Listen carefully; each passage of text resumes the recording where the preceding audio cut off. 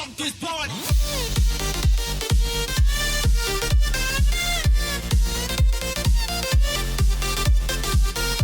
Hi, how are you?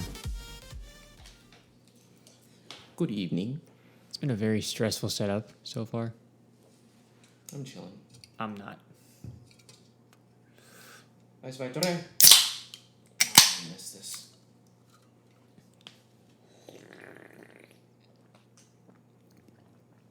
So, we have some pretty big stuff to talk about this week. If you've been living under a rock for the past 4 years, there was a movie that came out in the old era, back before the COVID era, in a time long forgotten, in an ancient place called a movie theater. And I thought you forgot about that movie. I thought it never existed in your timeline. What? Yeah, Caught you slipping. Well, there was a movie that came out in 2017 called Justice League. It was fucking terrible. After rewatching it, it was okay. Honestly, it was not great, but it was okay.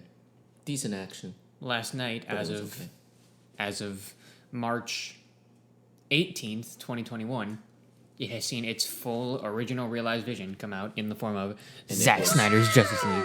Fucking phenomenal. No, it wasn't. Absolutely phenomenal. No, it wasn't. I enjoyed it. Kinda doesn't like it.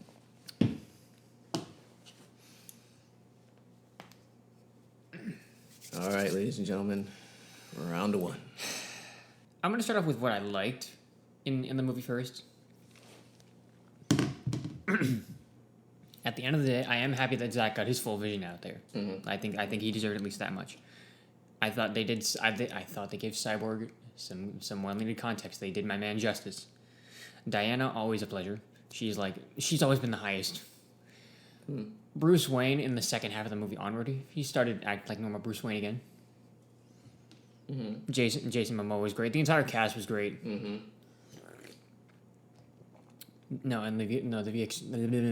The VFX team. Oh my god. The VFX team probably had to work double time to get this out in March. Mm-hmm. Now, this is what frustrates me. And it's a pretty long list. My favorite DC property is Young Justice. Okay. You could watch virtually the entire first season of Young Justice in the same time it would take you to watch the Snyder Cut. How long did Justice... Hold on. Let's see. Young Justice was 25 episodes. Each episode was 20 minutes. Yeah, 25. And 25 minutes each, right? 20 minutes. 20 give minutes or take. Each. So 20 out of 25? All right. You know. It's just about... You could watch virtually... 200 and... Almost 200. You could watch virtually the entire first season. Without breaks and all that. If you really tried, you could. Mm. The series is a little bit longer than Snyder. It's like a tad longer. Yeah, just a tad longer. But yeah, the Snyder Cut is just as long as Young Justice. Mm. You could watch that entire first season and have a much clearer idea of who, not even just those characters in that world, who they are and what they mean to each other. Mm-hmm. And that's my biggest point. If Young Justice can tell a story with that much nuance and depth in a single season, then the Snyder Cut should be able to do that in 4 hours. Mm-hmm. And I didn't feel that the entire time. Mm-hmm. So where was it that you felt some of this character development still was not clicking for you? It's not that it wasn't clicking. It's just I was watching two different characters in the same universe. Like Diana, for example, she was a beam of hope in her own movies. And then in this one, she's just... gray and it's more of a hardened version of Diana, I think, in this one, but I'll let you keep going. I want to find I want to know a little bit more of this character thing. The hardened version. Diana, the person who literally let the man who essentially took the love of her life away from her, she let him live, and you expect me to believe that she just mutilated Steppenwolf? Ares. You're saying she let Ares live? No. Max Lord. Max Lord. The man who essentially forced her to take the love of her life away from her. Okay. Is there anything more? There is. Hold on. Because I'm actually quite curious. Oh, wow, you have a screen protector. That's cool. Yeah, no, it got broke. I took it off. Now, you were saying this doesn't have to be... You were saying look at this movie like it's not a version of the comics, which... Because at this point... No. What else? Yeah. I say, number one, that's not really possible. Because Diana acts somewhat like her normal self, so does Victor. And the only people who don't are Clark and Bruce, and Barry. Barry acts more like a Wally. Barry acts more like a Wally. And at what point am I allowed to say that this isn't the League? Like, I mean, you have your full opinion to say it's not the League. Just at what point are we allowed to look at this and say this isn't the League? Like, the League doesn't kill. They have kicked people out of the Justice League because they have crossed that line. That's just one thing they don't do. I am not asking for Zack Snyder to pay homage to the comics, but I have watched these characters tell, I don't want to say better, but a deeper story with more believable connections than what I saw last night. And does it have to deal with like the fact that with one, these are what you're referencing from is both comic books and TV shows. Yes. So basically almost the same amount of time, if not a little bit more, from what Zack Snyder had to pull out with. And to include these characters that you're mentioning. So I'm not really a big avid Justice League reader. I have not read much of the Justice League comics, honestly. But I always knew that DC is being known for the much more deeper, darker, and serious type stuff. Marvel was always prone to that as well. But with it also being owned by Disney and all that good stuff, I got to worry about the kiddies, but they don't shy away from dark concepts as well. No, and this is what I'm actually very, very scared of. That now that this movie is out in the world, the general audience will start to look at this, at the Snyder Cut, and see, hey, that's Batman. Is that really what we want? A Superman who looks down on humanity like a god? A Batman who brands criminals? A Wonder Woman who smashes criminals' heads in the sake of saving kids? Is that really what we want? It's a hot and cold thing because, some of the stuff that you're presenting with is sometimes what heroes present with, what a hero should be presenting with. A beam of hope, something positive, setting the example. I'm not asking for Zack Snyder to make a movie like that's just all holy water and roses all the time. No, because that's not realistic. No. But at the same time, it shouldn't be all death, depravity, and just darkness all the time. Like, there has to be a happy medium. I feel like that there's a lot of it is surrounded by it, but I think that the motif of this show is that there is surrounded by a lot of things that are something a little darker. No pun intended. But there's always that tiny little beam and tiny little light of hope because each and every part of the Snyder Cut movie had a lot of dark moments, had a lot of parts in there that were just like, ugh, this is pretty hefty or this is a little bit much. And then I feel like, when he brings in some more of the positive stuff, which is the little things. And I think that's kind of a thing that we, as the viewer, it's not our job to look at after this stuff, but, I mean, it's definitely something to at least, if there is something, take knowledge about, that's just that little moment. Because on those parts where you talk about Diana basically slaughtering the fuck out of her enemies, I always think back to that scene where, those little girls look up to her, and she is basically demolishing her enemies in a very vulgar way. And no kid wants to, no parent or no adult wants their kids to see that. But that's the thing I believe that Snyder Cut, I think it's so realistic, is because sometimes not everything pans out the way that people want it to be. They're going to be exposed to fucked up things. I saw a dead body at 12 years old. And I never, wanted to see a dead body that way. But I did. I experienced racism. You experienced racism. We all experience things that no child should ever see. And sometimes, not all the time, some of the people that we look up to have to take drastic measures in order to protect us. I mean, look at the people in our military. Our military has to go out and to do all kinds of crazy fucking things that we don't even know, not even a fraction of.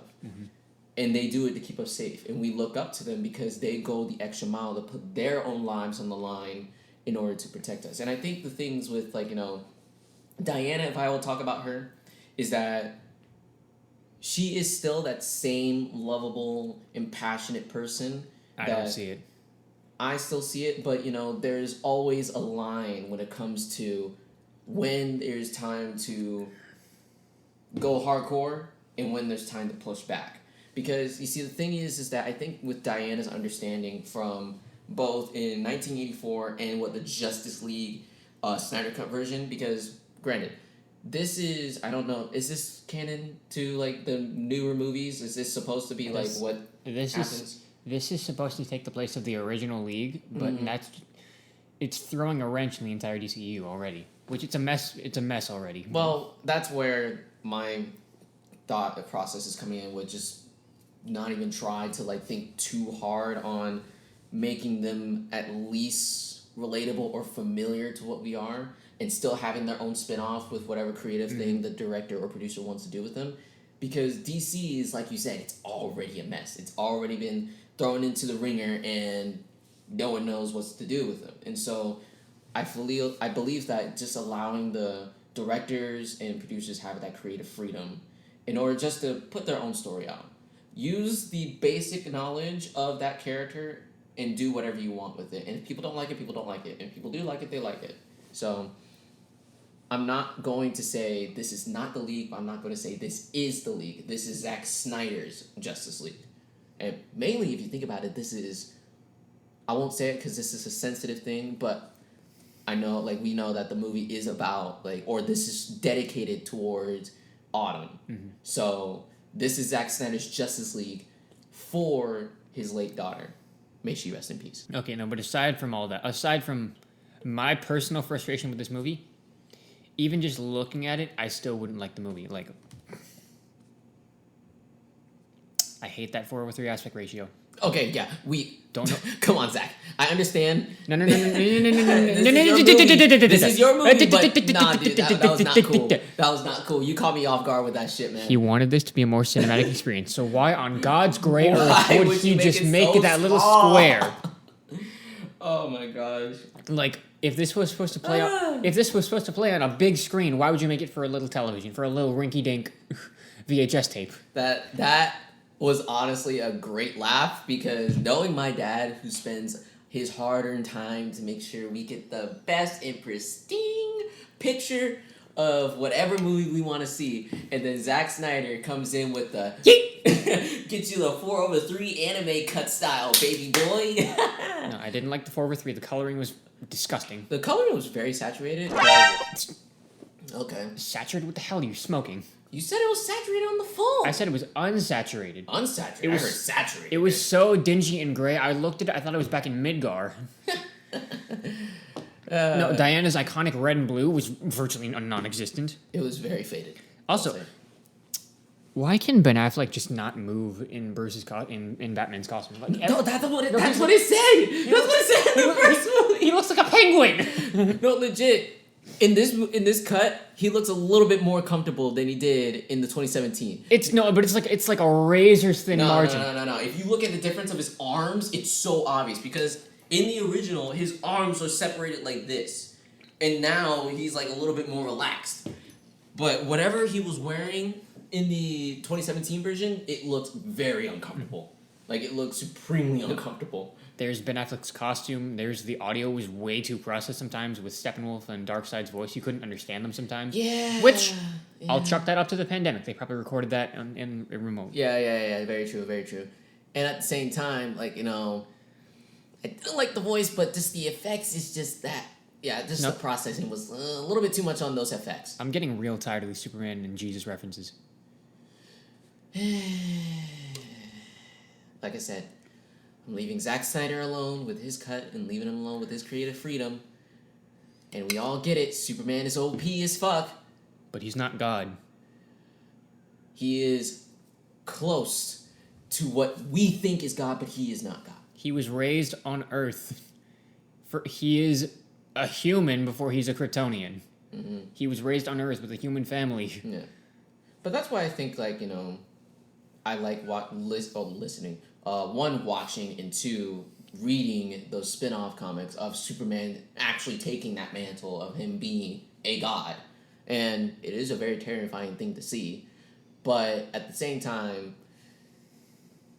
like I'm saying this over and over again, I'm not seeing this as anything else but Zack Snyder's Justice League and how he wants to put it.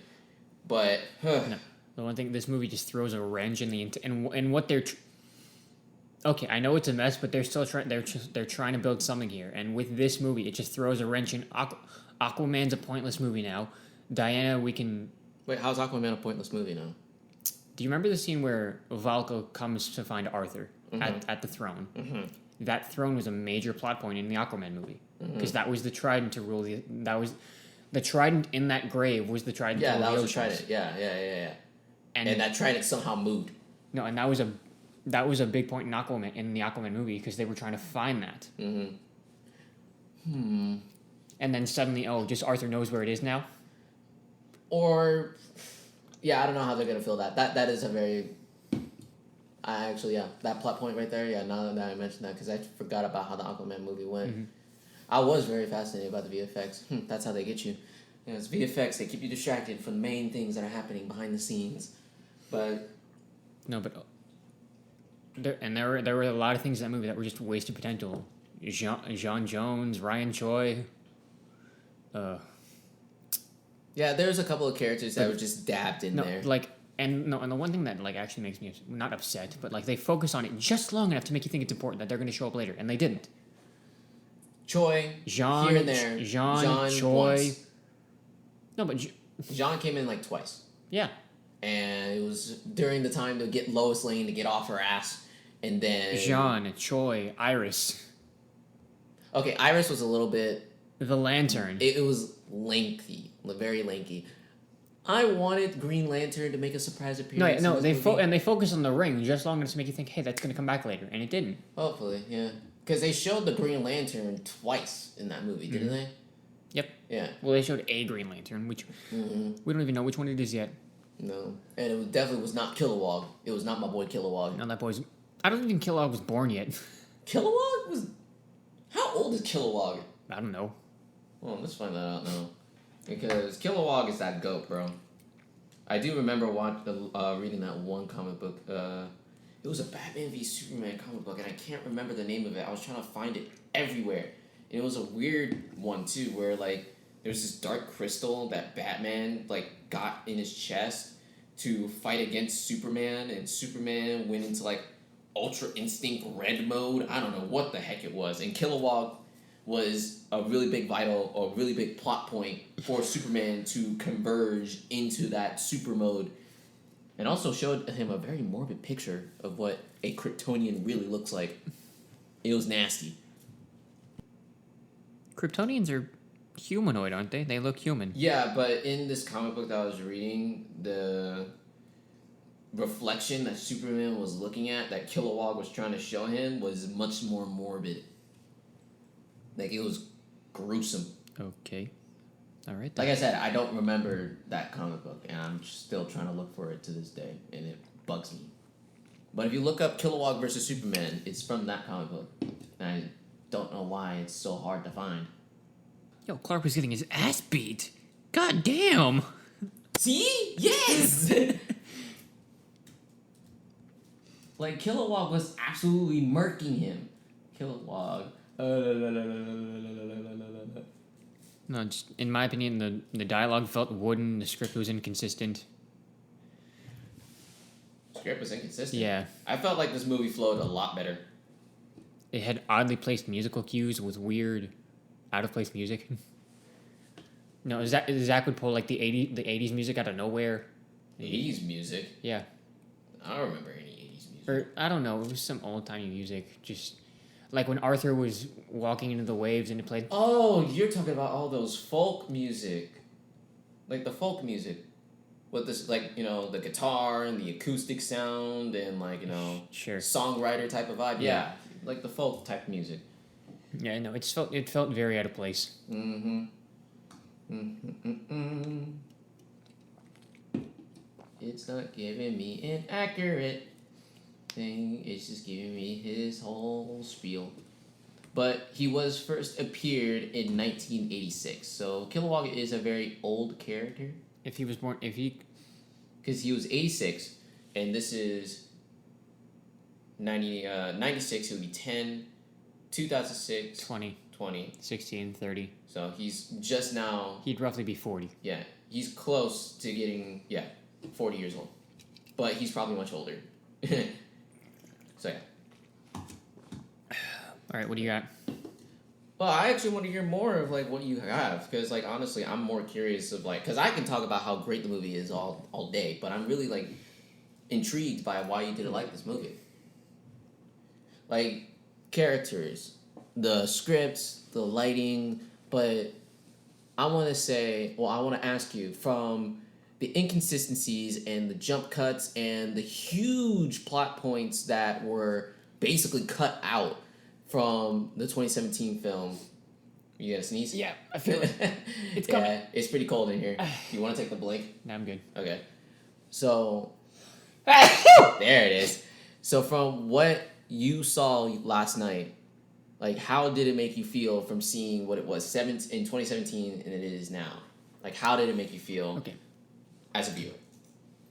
In 2017, I just felt jarred because it was so...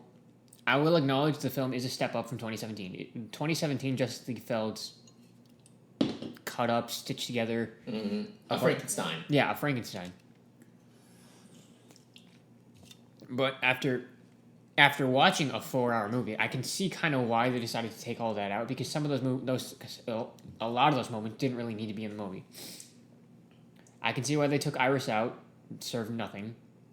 I can see why they probably could have left Jean in if they worked it in somehow. I think Jean would be okay because Jean and Superman are... They were close. Yeah, they were close. And they're both, like, from different planets. And they were...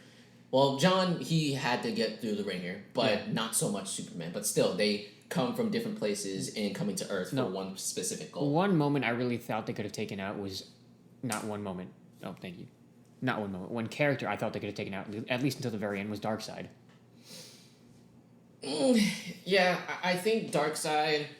I think I know they wanted him to be like this mustache twirling villain in the background, but he really didn't serve that much of a purpose, other than being just a shadowy figure. Yeah, I think that's like. Okay. I think if they wanted to include Darkseid, then he could have been Jared Leto's. Like Jared Leto, where Jared Leto was. Yeah, like have him in those 2 minutes, pull a Thanos, like. Yeah, it's okay with the Darkseid hype up. It was cool to see the future stuff with Darkseid as well, with some of the visions. But I was okay with this motif with Darkseid popping up here and there because I think that was very important for Steppenwolf. Because I think as someone like Steppenwolf, because I don't really know Steppenwolf that well, and I'm not a frequent returner to DC, but as someone that knows a decent amount of DC, like knowing someone like Steppenwolf, like as someone who doesn't know him that much but goes back to DC sometimes, I think they needed to give him a little bit more. This film managed to make Steppenwolf a somewhat more sympathetic character, which is why by the end I kind of felt bad because like Clark mutilated his horn and the dude just wanted to go home and he wanted to go. It was basically a Zuko scenario, and that's a thing that I'm okay with Superman being all gun-ho because this is one, a darker take in what we know as the Justice League, and two, it's literally a mix between Darkseid Superman with Injustice and maybe New 52 if I'm going... Darkseid, that's one thing I never understood, like Darkseid, Superman helping Darkseid, those two fucking hate each other. Yeah, Darkseid and Superman never get along, and I guess they're trying to mix the Injustice with Darkseid in that somehow Superman is going to blame the Justice League for the death of Lois Lane because that's why the Flash went back saying Lois is the key, blah, blah, blah, blah, blah, and making sure that if Lois survives, then Superman won't turn on the Justice League and Earth. That was mostly what set Injustice off, except it wasn't Darkseid. It was Joker. It was Joker. Mm-hmm. So that... Which made it a little bit more sense why Batman and Superman were like which at made odds. a little more sense, yeah, because Batman doesn't want to kill one, and so that's the thing with like. I will speak about this with Batman, but just the whole thing with Batman him using guns, I'm still iffy on it. This is one character inconsistency that I noticed. If Bruce kills in this universe, why is Joker still alive in the first place? He said, and that's the thing that was funny because he is planning to kill. He's pulling a Levi right now, like But Levi is saving the best thing for last. That's what Batman is doing with Joker. I still don't understand that. You're telling them in a world where they're going up against Superman, the Man of Steel, in that timeline, a god among men. Mm-hmm. What good is Joker going to do them? Yeah. And in a world where Superman has nothing left to lose. Yeah, he really doesn't. Unless just take everything for himself. Or no. Just...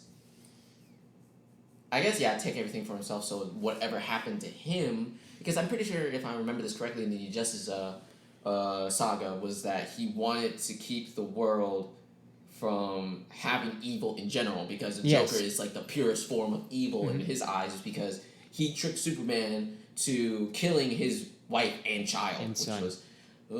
that's really bad. Yeah, it was bad. Yeah. And that makes total sense why Superman wants to eradicate all negative things of the Earth. So, it just kind of makes the injustice thing a little bit complicated. And ironically, no, not complicated. Injustice was the only, not the art, the only. Probably Injustice Snyder cut a little complicated, not the Injustice thing itself. Injustice, I can actually see both sides of the argument. I can see where both sides are coming from. Mm-hmm. But with what Snyder is trying to do here, I'm not seeing it. That's why I'm literally just letting it go. Because in the Snyder cut, it stated that Darkseid is looking for the anti-life equation, which is like pretty big. Yeah, it's pretty freaking big. Yeah. So. Superman is like, no, let's not do... Well, he's normally like, let's not do that. Mm-hmm. If Superman is the reason why the anti-life equation gets into Darkseid's hands, that's going to be very interesting. I don't know how Zack Snyder's going to pull it. You got some stuff, my guy. You got it. I just don't know what they're planning to do from here on out. And I think that might be the point. Because... Yes, we both agree that sometimes going too far from the original material or too far from. I'm trying to figure out because I don't want to say original material because it's already away from the original material to begin with because it's getting its own adaptation. Being too unfamiliar that there is no middle ground with the fan base because you're gonna have one fan base that sees this and another fan base is gonna see that, and this fan base is much older because they were grown into this. And then the newer fan base are going to believe this is canon or this is true, when in actuality it's somewhat not. So, it's interesting. I don't know what Zack Snyder is going to do. And this is fun because, being in the middle of this, it's kind of interesting. But and also, in my opinion, there are better arcs for Snyder to cover than the League. If he really wanted to take this dark route, then he could have done The Outsiders or maybe even the darkest one I think he could ever do was Watchmen. No, the Outsiders of the League of Assassins or League of Assassins. That could. And he did Watchmen. He did Watchmen. Well, what? He did Watchmen. Watchmen was more of a perfect adaptation than it was his own film. No hate to him, but. But still, I mean, Watchmen was pretty freaking good. I enjoyed that movie. I think some people did not like that movie though. That movie just wasn't my cup of tea. Yeah, I dig Watchmen. Watchmen was very deep cut, very noir. Rorschach is a hilarious asshole, and hold on. Watchmen was in full screen. Yeah, that too, and it looked great. It looked great. I don't know what Zack Snyder wanted to do with this thing, but with the little VHS tape. Oh man. But one thing that I did mention with Batman, I wanted to touch back on this, is that I am so happy that they've rewritten the personalities of these characters, because Batman was so awkward in 2017. Like, he was very awkward. Personalities, I wouldn't say that. That Batman was still there in the first half. It wasn't until the second half. I'm like, okay, you know what? I'm seeing a bit more Bruce Wayne. I felt like more. I was sold that it was Bruce Wayne when he whipped out the cash. Don't tell me that was not a Bruce Wayne move. That wasn't a Bruce Wayne move. I'm pretty sure that was a Bruce Wayne move, my guy. Okay. Bruce is much less likely to use his money to solve a problem. He can when it's a simple problem, but not when he's looking for information. Because he knows how to outsmart people. Yeah, he knows how to outsmart them, but still, I'm not going to say he's Batman, because that's an easy thing to say. It's, he's meticulous. He'll choose things that would be not outlandish, but it would make sense for whatever scenario that he would be dealing with. The closest I would say that I saw of Bruce Wayne and Ben Affleck was when they're getting in the wing, and he's saying to Alfred, "Have some faith." I'm like, there's a little bit of Bruce Wayne in there. That one's a different one for me, because I don't feel like Batman he's not so upfront about it. He's more like he's an antisocial. He's introvert. He's the most introvert person in the league. Out of like everyone else, he's a really big introvert. So like him saying be faithful, it seems a little bit more outside of what Batman for me. An introvert? Dude, this is a guy that lives in a freaking cave. He doesn't live in the cave. He lives in the mansion. With a cave! Like, you have Superman in the Fortress of Solitude where there's ice and, like, nice and pretty lights. He doesn't live there. He just goes there. Oh, yeah. But, like, just think of it. Headquarters, ice, lights. There's sunshine. And also, if you're Wonder Woman comes from a beautiful island. Cyborg. I don't know much about Cyborg. Well, he lives in the Titan Tower. And also, if you really want to get technical, they live in space. They live in the Watchtower. Yeah, they live in the Watchtower, yeah. Which makes it even more antisocial! What do you mean? There's like a whole community for them up there. Well, the entire league lives up there. What do you mean? Yeah, but I mean, he's away from everyone else, though. He has his own little tower by himself, chilling with the rest of the league. What? He's just vibing up there in the tower. Away from everyone else. He can also be in a cave, from everyone else. They all live. Yes, they all live there, but still, I just think Batman's more of an introvert, and he'll speak his mind when he wants to speak his mind. But I just think that him saying, be faithful, or that kind of vibe, it just felt like a little bit more of an extrovert thing. Like, he was coming out of that inclusive shell. So that's the thing that I thought that was a little bit out of a Bruce Wayne thing. But, I actually was somewhat hoping for that Batman actually was, like, a badass in this movie. He did a little bit more, but not... A little bit more, but not so much. Because there's a couple parts in the movie where I was, like, about to cheer him on and be like, yes! He's actually doing something that makes sense! Or, like, oh, he's actually fending for himself and not letting his ass get beat and then relying on the artillery. And a lot of that really spoke in the script in the 2017 version when Superman was being revived and he was calling Alfred. He's like, yo, Alfred, get the big guns. What? In what world does Batman say get the big guns? What? Bruce can handle his own problems. That's one thing I don't like about Ben Affleck's. I don't think it's Ben Affleck's. Because, did he have creative freedom with Batman? Because whoever was in charge of, like, making Batman... Ben Affleck, Zack Snyder's...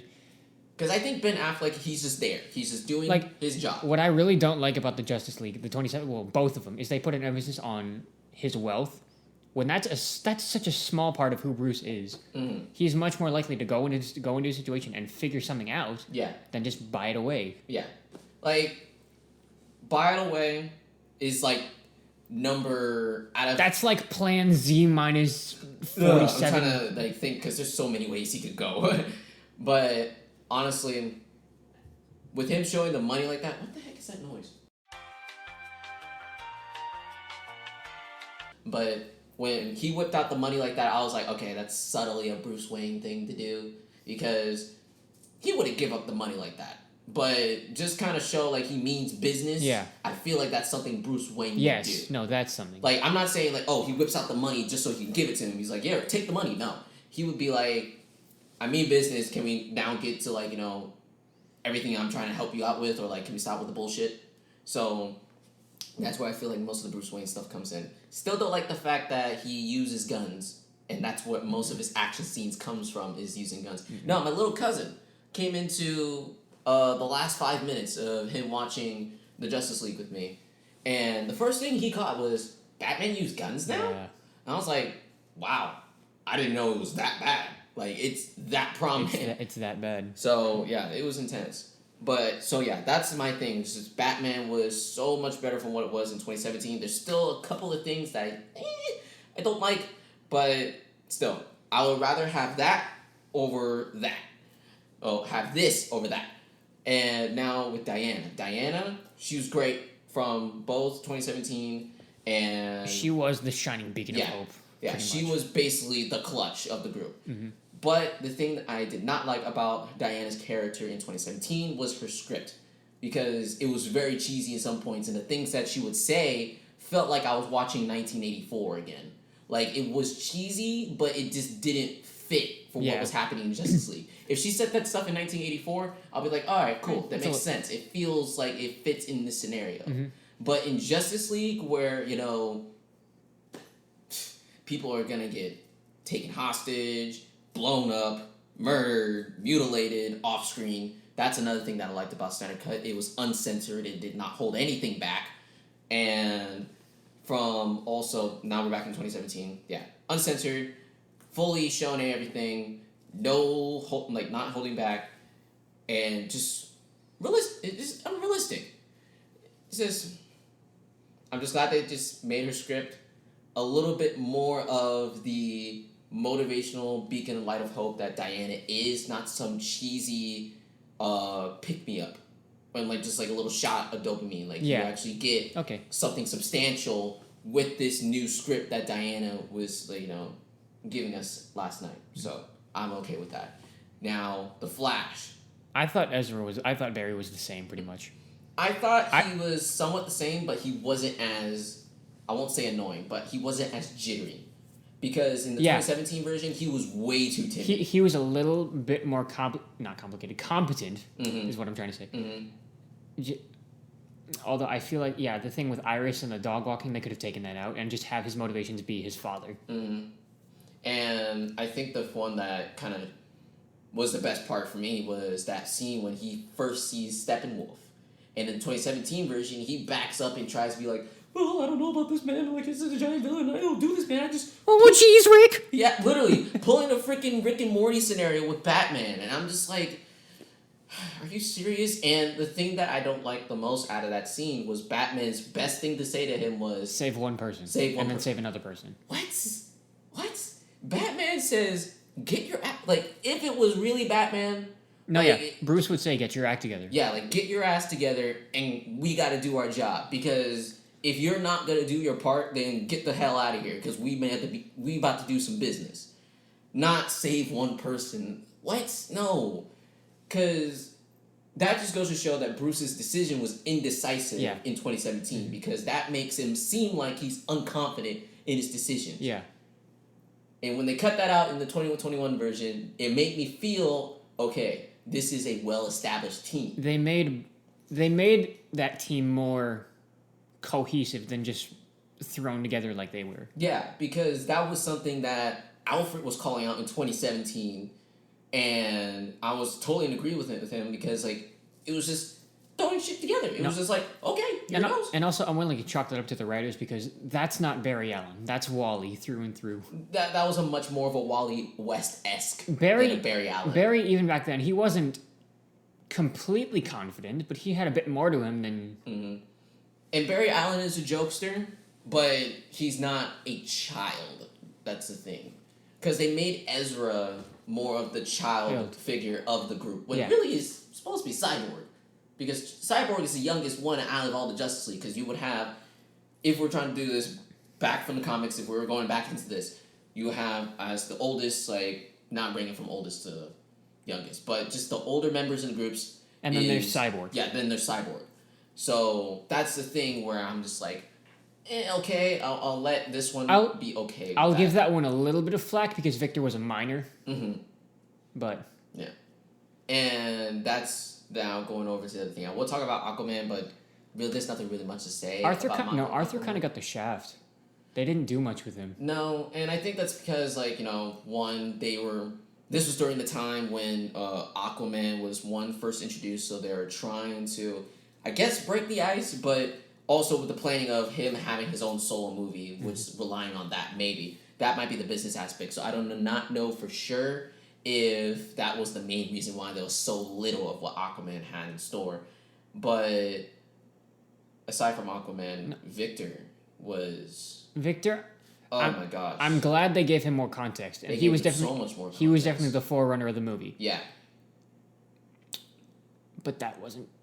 I don't want to say it wasn't Victor, but it was Victor. It's like Schrodinger. It was Victor, but it wasn't Victor. Mm-hmm. Like, I don't want to go in there and say that's not him, but I will say it is a different version. But I'm glad that they gave him more of the drive towards movie. Like, he was like you said, the form of the movie. My biggest complaint, what they did with Victor, I feel like he got over his cyborg a little too quickly. A little too quick. Mm-hmm. And did they really give you a proper amount of... Was it like 3 months or 6 months later when he got his new body? They said it was a year, but... A year? That's something you just don't make your peace with. He had to come... I would have liked to see more of an arc from him instead of just more context. Does that make sense? It's different because I felt like this was more of an arc for him. I think it was. This is a different type of arc for me, but the arc that you're looking for is more of him trying to come in acceptance with his newfound body. Yes. And I was okay with that. I was cool with that, but I think it's kind of it's different. I think that arc was still somewhat there with the little bit of beef that he had with his dad, but no, that's one thing that I appreciated a little bit more with the 2017 version. Like, they were beefing and you could see that. Oh yeah. This one, it's dying down. It was a little bit more. It was a little bit more up in the air. Yeah, because I think they were just more focusing on, it's like, yo, we're gonna give his cyborg more content. We're gonna make him more of a character, because they gave him an arc that would be really interesting to see, with him trying to reconcile with his newfound body, but just the fact that they just pushed him off to the side after that one scene with his dad, it just felt like it was imbalanced with the rest of the league. Like, everyone else had this amount of build-up with Superman, Batman, Wonder Woman, and a little bit more and with the Flash, and then Cyborg was down here. Or maybe somewhat equal. Ironically, Clark didn't get much either. I mean, we had the prior knowledge of Man of Steel, though. That's the thing. Fair point. So we had that, and then Batman with Batman v Superman. Even though Batman was I wouldn't really say 45% of that movie. I wouldn't really say that either.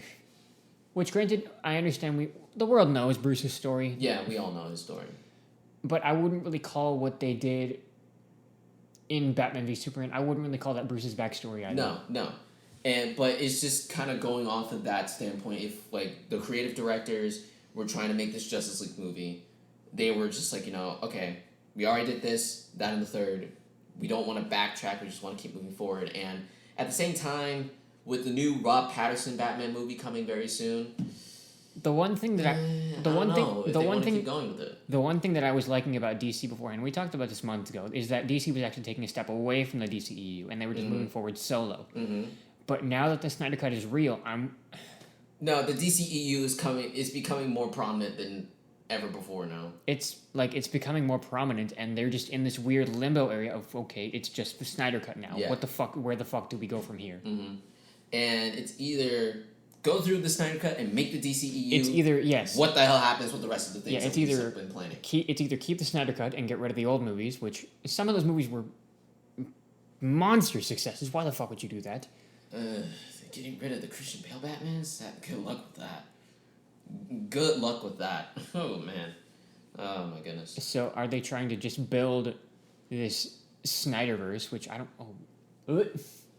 even want to think about that. With the fact that comic book series have tons of different universes, whatever. Because DCEU can have their own separate universes here and there and everywhere, just like the comic books. Good luck with it, because y'all gonna be juggling so many things, because Marvel's sticking to one coherent thing. No, they're not. I mean, there's the comics, and then there's the movies, and then there's the Young Avengers, and then there's the weird timeline Avengers, and then there's the What Ifs. I'm just talking about the Marvel Cinematic Universe. Yeah, okay, the Marvel Cinematic Universe, that's a little different, because that's what the world is choosing to focus on rather than the comics. Yeah. But I'm just saying, just Marvel is just like, going from one direction. And if they're trying to do, because there's no different, like, there's the WandaVerse or there's the Ironverse. It's the MCU. Mm-hmm. That's what I'm just trying to make out. And with the DCEU, if they go with a Snyder cut, then they'll make their own Snyderverse, but then they have other. They're gonna make the Snyderverse, the and then Robert Pattinson's Batman, and then just this whole.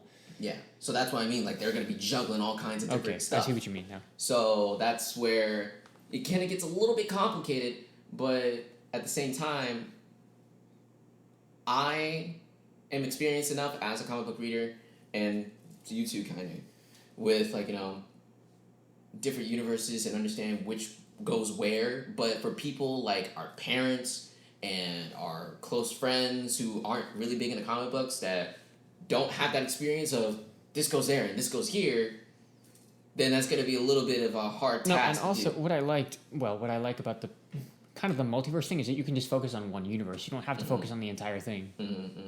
Because if you try to focus on the entire thing, you're just basically like, yeah, you're literally going through that freaking meme thing where you're just trying to figure everything out.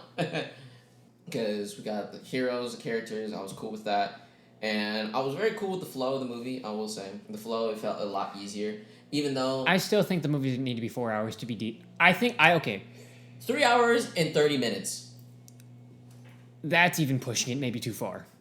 No, I would say... Pushing it too far? It's like a 30-minute difference. No, I would say 3 hours and 30 minutes. That's a nice middle ground between what I was thinking. I can see why the 2017 version took so much out, but I wouldn't... Oh my god, I'm in this middle ground where I see why they did it, but I see why they didn't. Honestly, I'm just at the conclusion, just Warner Brothers, leave the creative people alone. Because... No, that's just in general. Let filmmakers make their own movies. Yeah, because... No, because that's part of the reason we haven't gotten Spider-Man 4. Yeah. What's with this ASMR you got going on here? But, what was the one thing I was trying to remember? Oh, Suicide Squad. Like, whatever happened behind the scenes there. What stuff that... who was it directing the first one? Was it James Gunn? David Ayer. So, like, what stuff did David Ayer had in store that probably had to be cut back? Apparently, the thing with Suicide Squad was Joker was supposed to be more prominent, Katana was supposed to be more prominent, and they just didn't do it. I don't know what they were thinking. It's just like, whatever. You gotta be ashamed of yourself. Like, I'm sorry, because... I already said it now. It's already in the air. So, but just the sheer fact that I watched the Justice League 2017 and it took me an hour and 30 minutes to somewhat get into it, where Snyder's cut took 30 minutes. Really? It took a short time for me to get into it. Because... No, that first half was a slow burn for me. The first half of the 2017 or the first half of the Snyder cut? Snyder cut? First half of the Snyder cut, I was pretty intrigued by it. Because the simple fact that... Okay, this is going to be funny, but when I heard some F-bombs being thrown in there, dog, I was like, okay, this is going to be a little different here. Because this is, one, a superhero movie where it's mainly directed towards the children, the audience, and they're throwing some F-bombs in there, and they're throwing some pretty morbid stuff, and there's some things in the scenario where you kind of think about, okay, wait, is this going to pan out the same way as it always is going to be? Because that part where Diana goes... Yo, can y'all shut the... That part where Diana goes up and tries to chuck the bomb out of the building, in the 2017 version, she just throws it. In the Snyder cut, she picks it up with her and then tosses it.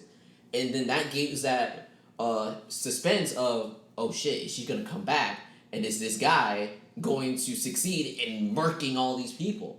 Because he goes with the handgun, the hand cannon, jeez. He goes with the pistol, and finds out when it's out, and you're just like, oh, okay.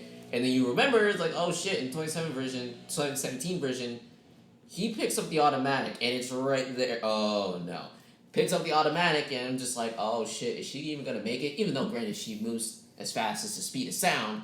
So, but still, I'm thinking to myself, she got hit pretty hard with that bomb. So, it just creates the suspense, it gets me into it, because, you know, it's a proper drive to make the action much more intriguing than just blow, deflect. It's, you know, boom, and like, oh shit, what's gonna happen now? It's like, even though I already know what's gonna happen, but it's entertaining just watching that roller coaster go up and down that way. Yeah. I had something and I lost it. Smack. All right, now keep going. I lost it. Well, so, Martian Manhunter. Okay, I'll agree with you that Martian Manhunter was kind of thrown in there. It was really awesome to see him, though, because, you know, Martian Manhunter is kind of a goat. It was like the DiCaprio meme. Jean. Legit. It's like, Jean! And it was really awesome to see how John Jones plays a role into Lois's Lane story, which I'm really happy that they took a step back and actually made her more human. Because in the 2017 version, it just seemed like she wasn't even phased. It just seemed like Amy Adams was just there rather than And that's a very prominent thing with 2017. A lot of stuff is just there. And with this, like, you know, Snyder Cut, like, she's actually coping. She's actually grieving. Because when John Jones hits her with the, you haven't gone to work in 3 months, what's been going on, dude? I'm like, oh shit, she actually has feelings. She actually lost the love of her life. Huh, look at that. So that is a really, really great plot point for Lois's character. But at the same time, I think it's a cool way of bringing John Jones into the universe, because John Jones, he's a guy that's behind the scenes. He's crafty like that because, one, he's a shapeshifter, and that's how he operates. Yeah. So he's basically, Martian Manhunter is the older, like, he's the thing. I'm pretty sure that inspired Vision, right? I don't know. I look at Martian Manhunter and Vision very similarly for some reason. I don't know why. But maybe they're both green. Vision's red. But he has a green outline. He has a green body, and then he has yellow stuff, and then he has a red face. I would say Vision is closer to Red Tornado than he is. Red Tornado is more close to... Shoot, what's a tornado character in the... What's a tornado character? They're both androids. They're both whooshy capes. They're both... I'm kind of going more of an ability base with Vision in Martian Manhunter, except that Vision doesn't stretch. Vision has more of... Phasing and the laser beams, where Martian Manhunter can do the same thing. Doesn't Martian Manhunter have rays? What? Can Martian Manhunter shoot rays? I think so. Oh, let's find that out. Now I'm curious. But yeah, it's just I think it's a cool thing to do with Martian Manhunter. Is, like, you know, have him as that puppet master type of vibe. But at the same time, it was sudden. I would have liked to see him actually come up in the final battle rather than... I really wish they did something like that. Like Martian Manhunter and Green Lantern coming in. Yeah, again, they showed it just long enough to make you think it's important. And then they didn't do anything with them. Well, granted, Jean comes to Bruce at the end. He's like, who are you? Yeah. It felt very just tossed in there at the last minute. Yeah. Because Martian Manhunter, I would mainly expect him to come meet Superman more so than Batman. Yeah. And ironically... Jean was more a founding member than the League than Cyborg was. Oh, yeah. So, Martian Manhunter has shapeshifting, superhuman strength, invisibility, X-ray vision, superhuman speed, extrasensory perception. He can hear very well. Yeah, I guess so. And then superhuman stamina, superhuman endurability, longevity, phasing, power ring. Oh, yeah. Regeneration, and genius level intellect. Yeah, no, virtually every member of the League, and I mean every member of the League, is at least a member of one Lantern Corps. Yeah, very much. Dibs on the White Lantern Corps. White Lantern Corps is goated. You don't get to choose that. I know. But if I do get to choose, I probably would go for. What was? Hold on, let me check. I was gonna say the turquoise lantern core or the aqua. I think there's red, yeah, orange, yellow, green, blue, indigo, and violet. Hold on. Anger, greed, love. Hold on. Anger, greed, fear, willpower, hope, compassion, and love. Yeah. Well, current members. Oh yeah, and there's also life and death. Yep, which is black and white. Yeah. And which, I mean, black you have to be dead for, so. Yeah, that's what made Justice League the Blackest Night? Not Blackest Night? The dark. In Blackest Night, yeah. In Blackest Night? Yeah, it might have been that one. But I'm trying to find. Hey, there's also the, what's it called? The Ultraviolet. What? The Ultraviolet Core. Ultraviolet Core. Is that the purple one? No, it's a new one. Oh. Lantern. It's like a rainbow core. What? Yeah. That's what the white is for. No. I thought the white is all the combinations together. I think there might be a gold core too. What? There's no way. Oh my gosh, Ultraviolet's a thing. Oh, and they're evil! Oh, they're evil? Yeah. Huh, that makes sense.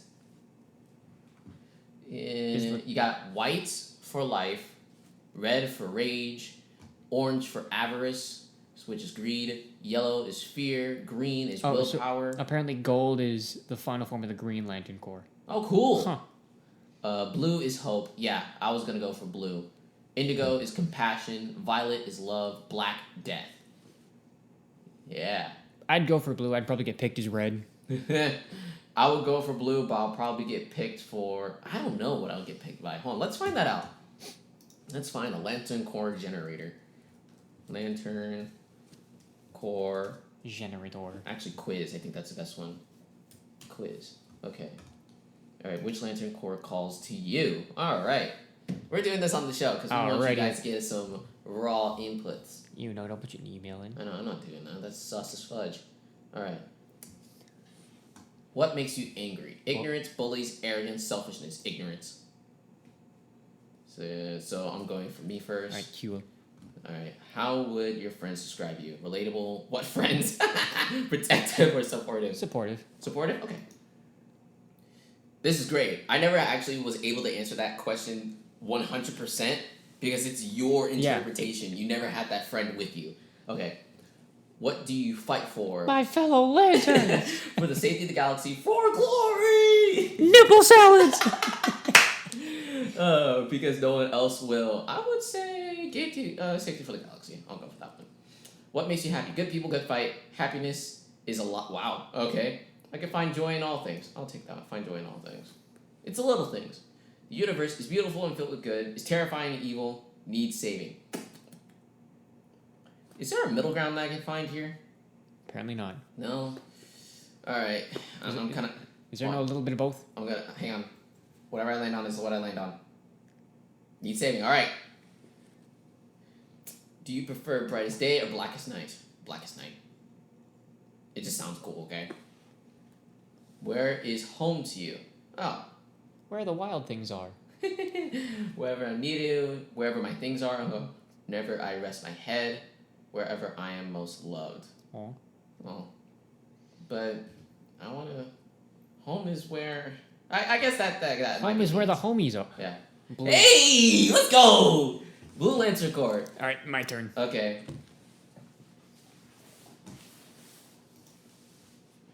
Are you coming to... I was just going to answer for you. You can still sit there so you can still be next to the microphone. Okie dokie. Yeah. Huh? Okay, there we go. Alright. Wait, did the questions just change? I think they did. Yeah, okay. How would your friends describe me?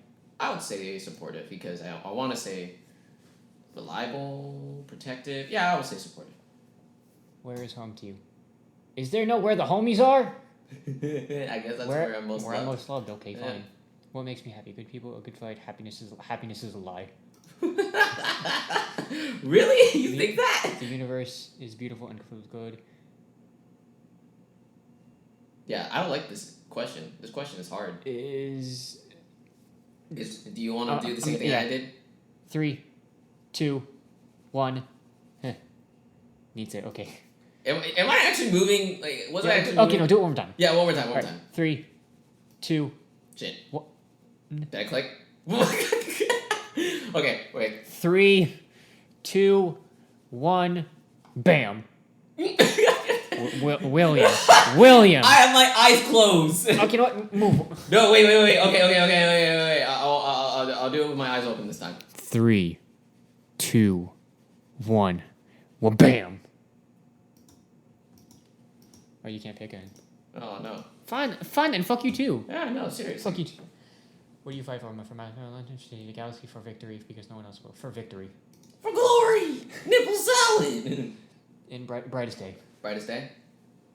Brightest day. What makes you angry? Ignorance, bullies, arrogant, bullies. Bullies. Ew! No, do that again. No. Oh, wow! Hey, this is what you answered. This is your first go. Well, no, granted, you also screwed me over there. What do you mean? Oh, yeah, I did. One more time. We're doing it again. Wait. Reset. Wait. You're gonna do all of them again, but change that one answer. Wait, hey, chill. Okay, so you got for victory. Where's home to you? Where the homies are. Where I'm most loved. What makes me angry? Bullies. Bullies. 3. No. We said beautiful. No, this is the question you screwed me on. Okay. All right, 3, 2, 1, bam. Okay, You want to do it again, or pick that one. Pick that one. Okay. Brightest day. How would you? You said supportive. Yeah. What makes me happy? Happiness is a lie. You still got it. You want to try it again? You want to try it again? No, okay, I guess we'll move on then. You want to try it again? You want to take the ropes? Yeah. Yeah. All right. Let's see if there's a difference there. Hold on. Refresh. You know what? I'm actually gonna say reliable because I don't think I might have answered that one truthfully. Oh, you're lefty. Yeah, I'm lefty, dude. Get it right. I mean, I'm ambidextrous, so. Huh. But this feels weird. I'm using the trackpad. Oh, that's so much better. The universe is beautiful. Brightest day. Where do I rest my head with my things? I love. Let's say because no one else will. What makes me still bullies. What makes me happy? Happiness is a lie. Good people. You know what? I'm okay with that. You got the violet core? Yep. No, I got the The star sapphire. Which is kind of weird because they're all ladies. No, it's funny because Hal Jordan's wife is a. Oh, she's part of the violet core? Yep. Oh, cool. Oh, let's go over here. So now we got our cores. So we go for violet. Violet is the other color furthest from the center and represents the emotion of love. No. The one that would choose me, I would say red, and then the opposite side of that spectrum is violet. Yeah. So they're both technically the same thing, just opposites. And I think the opposite of willpower is avarice? No, as you get closer in the spectrum, there's less of an opposite. Ah, okay. Oh, nice. The next sentence is, those who are capable of great love, who have lost their loves, or been rejected, are capable of wielding the violet light. Oh. Damn. That's hitting a bit too close to home. Yeah, the Zamarans believe that the male Malthusan's rejection of emotional was tantamount to the blasphemy that left Oa. Traveling across the universe, they found 2 crystallized cores of a male and female embracing each other. Between them was a crystal known as the star sapphire, an object filled with the violet light. Unfortunately, the Zamarans interpreted the best way to spread love throughout the universe and destroy hate, and fear was to use sapphires to crystallize whole worlds and trap their inhabitants. Worse, the star sapphire was a parasite that overrode the host's will and compelled them to attack the objects of their effect. Holy shit. Dude, your core is kind of going some buck wild shit, man. As well as display an intense fear. An intense fear of men. So you're basically scared of yourself. Those wielding the violent. So I'm a sexist? Those wielding the violet light may show others. Kill all men! The desired loves via a star sapphire they possess and create constructs out of star sapphire crystals as well as energy. Damn, that's cool. Wow, that's actually very hefty for the Violet Core. I never thought of that. Lost love. That's hitting a bit too close to home. Damn, that was... Oh, gosh. I felt that for sure. My goodness. Okay, so blue, hope. Blue is a color close to the center and represents the emotion of hope. The blue light is capable of being wielded by a being who can bring hope for the future to others. The blue light is the most powerful of the spectrum, but is also the most difficult to wield and understand. Yeah, that's kind of my cup of tea. The Exiled Guardians... Exiled? Gantret? Oh, wait, no.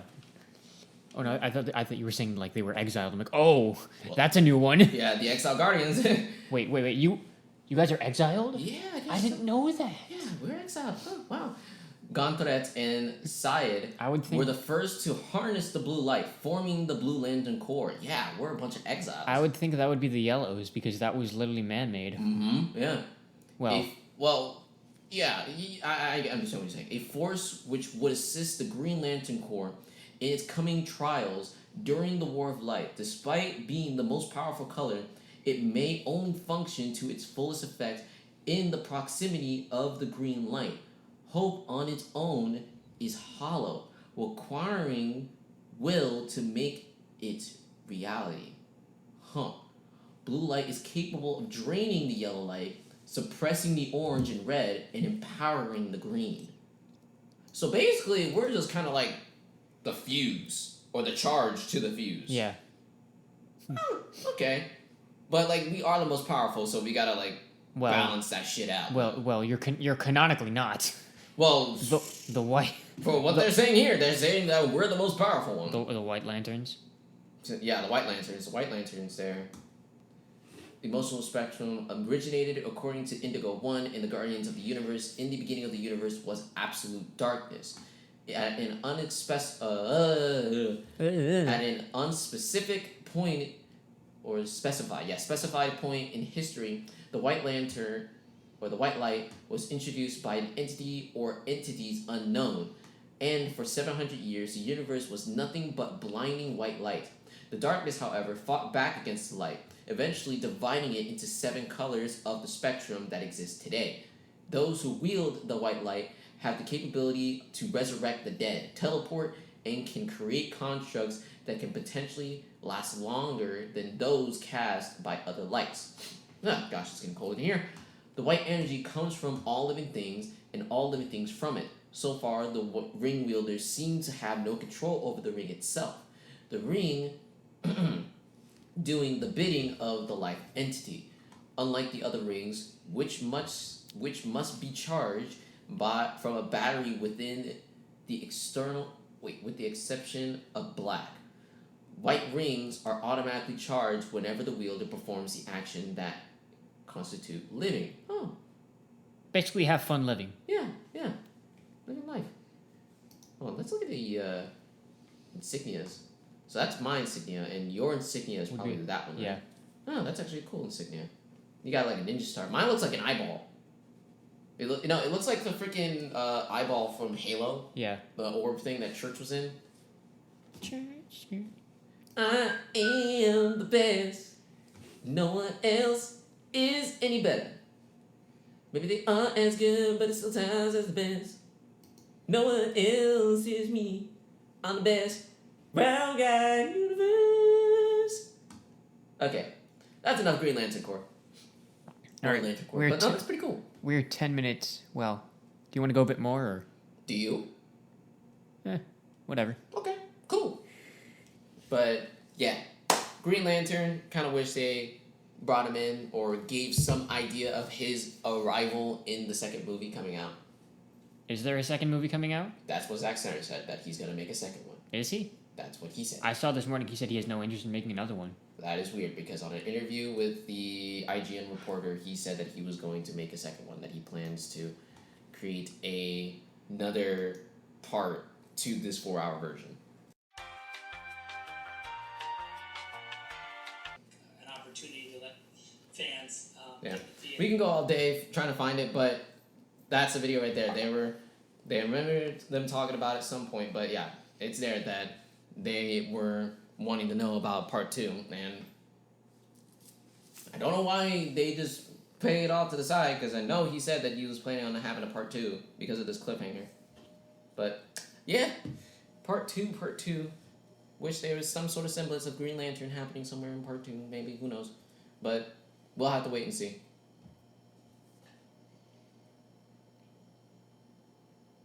Ew.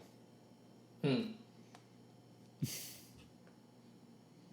Snyder Cut is not canon to the DC universe, says, perfect! Yeah! So, what? So this is all his thing. It's nothing to do with DCU. So you can take everything and put it back where it belongs, because Zack Snyder does not give a crap. So Snyder's basically saying, okay, we should take the cut and push it over there. Yep. Nothing to worry here. Your content is safe.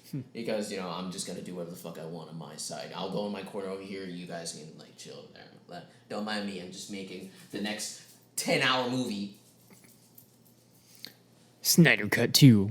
It's now 8 hours. Snyder Cut 3. Now it's 2 months. Snyder Cut 4. You're living it. Oh, wait. We essentially are. Snyder Cut 6. You thought we were done? We're going through this lifetime and the previous lifetime. Because your grandparents have seen my cuts because they're so long. No, legit. I honestly can't wait for whatever, how long this next movie is going to be. It's going to be sick. I'm excited.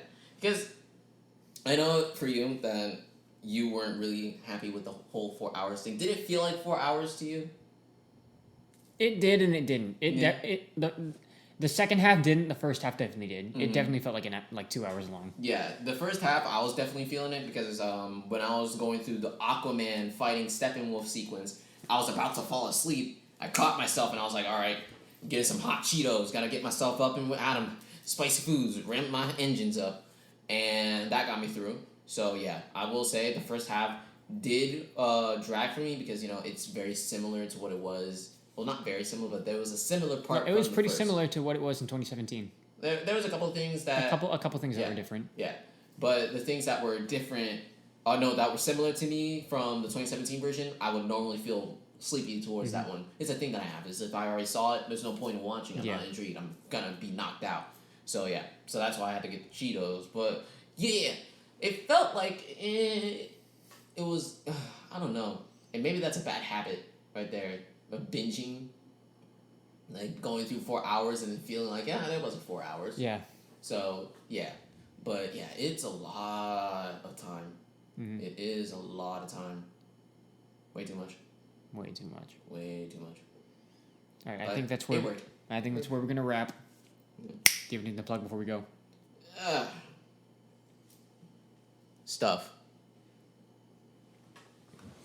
All right, not to throw you guys off for a while, but in April, that's probably going to be our last podcast for a while. So, is it because of the whole move? Yep. Okay, got it. All right. See you guys later. You might see us in the new setup. Who knows? Who knows? Actually, no. You'll definitely see us in the new setup. In a new setup. No, it's definitely going to be a new setup. You're not going to recognize this room. This room is going to be gone. Facts.